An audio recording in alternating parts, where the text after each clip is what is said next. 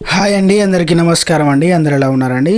ఆంధ్రప్రదేశ్ రాష్ట్ర వ్యాప్తంగా ప్రభుత్వ ఉద్యోగులకు, పెన్షన్దారులకు ముఖ్యమైన అప్డేట్ అయితే సీఎం నారా చంద్రబాబు నాయుడు గారు అయితే తీసుకురావడం జరిగిందనమాట ప్రభుత్వం నుంచి. ఆ అప్డేట్కి సంబంధించినటువంటి పూర్తి ఇన్ఫర్మేషన్ అనేది ఈ వీడియోలో వెళ్ళి తెలుసుకుందామండి. ముందే వీడియో చూసిన ప్రతి ఒక్కరు కూడా వీడియోని తప్పకుండా లైక్ అయితే చేయండి. చాలామంది వీడియో వస్తున్నారు కానీ సబ్స్క్రైబ్ అయితే చేసుకోవడం లేదండి.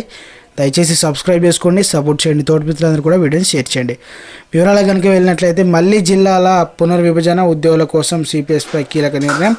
ఇక ఆంధ్రప్రదేశ్లో మరోసారి జిల్లాల పునర్విభజన దిశగా కసరత్తు జరుగుతుంది. ఎన్నికల సమయంలో కొత్త జిల్లాల ఏర్పాటు దిశగా ఇచ్చిన హామీలు అమలుపైన ప్రభుత్వం ఫోకస్ అయితే చేసిందనమాట. ఇదిలా ఉండగా అదేవిధంగా ఉద్యోగులకు సిపిఎస్ పైన ఫోకస్ చేసింది. ఉపాధ్యాయులు, ఉద్యోగులకు, పాత్రికేయులు వంటి వారిపై మోపిన అక్రమ కేసులపై పరిశీలన జరిపి వేయాలని నిర్ణయించారన్నమాట. పెండింగ్ బిల్లులు చెల్లింపు పైన ప్రభుత్వం కార్యాచరణ ఖరారు చేసిందనమాట. టీడీపీ పోలిట్ బ్యూరో సమావేశంలో ఇక పలు కీలక నిర్ణయాలు అయితే తీసుకున్నారన్నమాట. ప్రధానంగా సూపర్ 6 హామీలను జూన్లోగా అమలు చేయాలని ఇక నిర్ణయించారు. అన్నదాత సుఖీభవ ఇక నిధులను 3 విడతలుగా జమ చేయాలని డిసైడ్ అయ్యారనమాట. ఈ సమావేశంలో చంద్రబాబు నాయుడు గారు కీలక అంశాలను పార్టీ నేతలతో వివరించారు.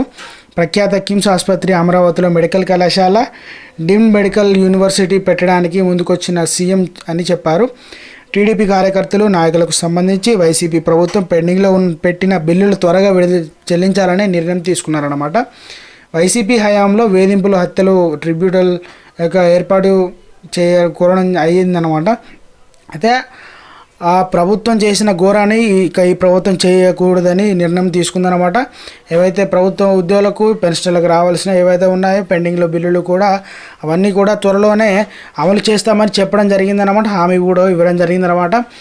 అంతేకాకుండా సూపర్ 6 ఏదైతే పథకాలు ఉన్నాయో అవన్నీ కూడా దాదాపు జూన్ లోపు అన్నీ కూడా విడుదల అంటే అమలు చేయబోతున్నట్టు ప్రభుత్వం నుంచి ఒక హామీలు అయితే ఇవ్వడం జరిగిందనమాట. ఇక చేస్తారు కూడా. ఎందుకంటే పోయిన ప్రభుత్వం చేసిన విధంగా ఈ ప్రభుత్వం చేయదు కాబట్టి నమ్మకంతో ఓట్లేసాం కాబట్టి చేయడం అయితే జరుగుతుందన్నమాట. సో ఫ్రెండ్స్, ఇది ఈరోజు అప్డేట్ అండి. వీడియో నచ్చితే లైక్ చేయండి, ఛానల్ సబ్స్క్రైబ్ చేసుకొని సపోర్ట్ చేయండి.